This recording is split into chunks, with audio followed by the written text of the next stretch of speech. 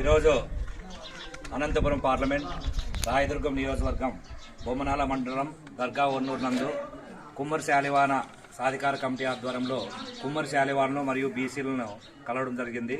ఈ సందర్భంగా ఈ గ్రామంలో నివసిస్తున్న బీసీలందరికీ తెలియజేయడం ఏమనగా కేవలం 56 రోజుల్లో మనకు ఒక సమరం ప్రారంభమవుతుంది.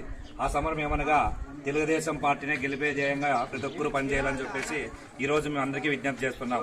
బీసీ సోదరులందరూ ఒకటే గుర్తు పెట్టుకోండి.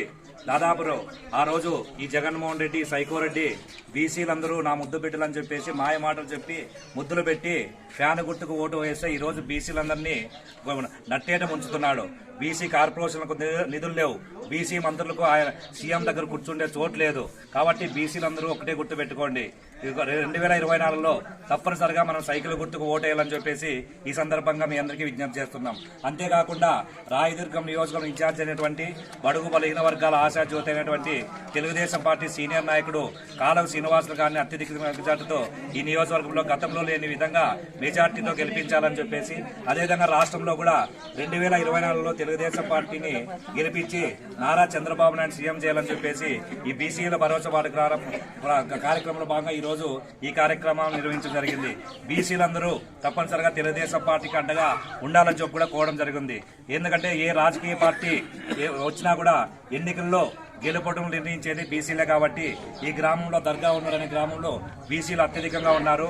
కాబట్టి మీ అందరూ ఒకటే గుర్తు పెట్టుకోండి, ఈ నాటి అధికార ప్రభుత్వంలో సైకోపాలనలో మన బీసీలకు ఎటువంటి న్యాయం జరగలేదు. బీసీలు కనీసం ఒక ఫెడరేషన్ ద్వారా కార్పొరేషన్ ద్వారా రూపాయి కూడా మనకి రుణాలు అందలేదు.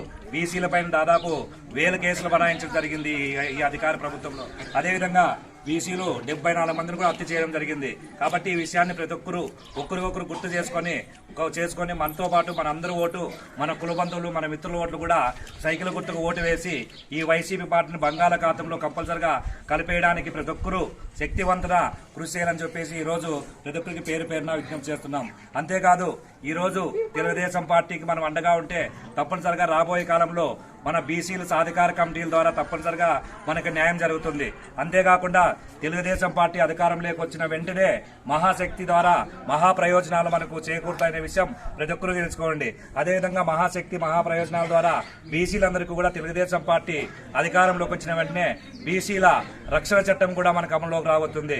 కాబట్టి అగ్రవర్ణాల ద్వారా కూడా మనం కూడా తప్పనిసరిగా ఎదురుగా మనం నిలబడి మనం కూడా నాయకత్వం బలోపేతం చేయడానికి అవకాశం ఉంటుందని చెప్పేసి ఈ రోజు ఈ బీసీల భరోసా పార్టీ కార్యక్రమంలో అందరికీ విజ్ఞప్తి చేస్తున్నాం. కాబట్టి ఈ నియోజకవర్గంలో కాలవ శ్రీనివాస్ గారిని, రాష్ట్రంలో చంద్రబాబు నాయుడు గారిని తప్పనిసరిగా మనం గెలిపించుకోవాలి. సైకిల్ పాలన మనం రావాలని కోరుకోవాలని చెప్పేసి ఈ రోజు పేరు పేరున ప్రతి ఒక్కరికి విజ్ఞప్తి చేస్తున్నా. జై హో బీసీ, జై హో బీసీ. కాలవ శ్రీనివాస్ గారి నాయకత్వం, కాలవ శ్రీనివాస్ గారి నాయకత్వం. జై చంద్రబాబు, జై చంద్రబాబు.